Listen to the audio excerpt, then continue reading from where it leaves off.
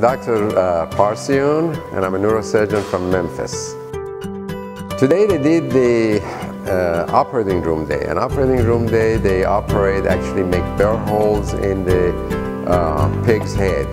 And burr hole is when they get the neurosurgical drill and they drill the skull to stop on top of the brain. And then I did a craniotomy for them, meaning that I cut the scalp, I cut the bone, and went all the way to the dura and opened the dura, and just like typical brain surgery. That, and then each one of them that had the opportunity, they just came and used the drill and made a hole in the bone. Hi, my name is Daniel. I'm from Dallas, Texas. I experienced a once-in-a-lifetime experience that is really a treasure to me that I will be carrying on for the rest of my life, because I have just experienced drilling into a pig's head, which might sound a little weird, but it's actually really fun because with the mentor that is here guiding us, he is a very intelligent man that tells you and walks you through step by step what is going on, and I think that is really special. My name is Cameron. I'm from Austin, Texas. My most valuable thing I learned was probably how gentle you need to be as a doctor. So whether that's when you're working with machinery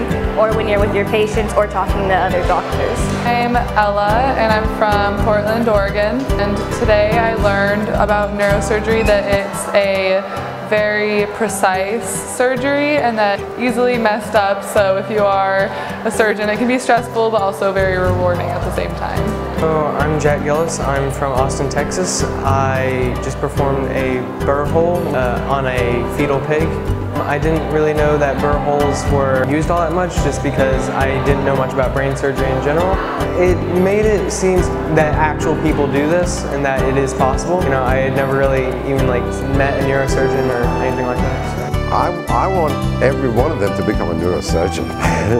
Of course it's not going to happen, but they loved it. Even the one that may not even go to medical school, they loved it because it's interesting. I mean, for the first time they're using a drill that a neurosurgeon only can use, and in my experience of 13 years, they love hands-on. They don't like much of lectures, but they like the hands-on part. So I think they really loved it today.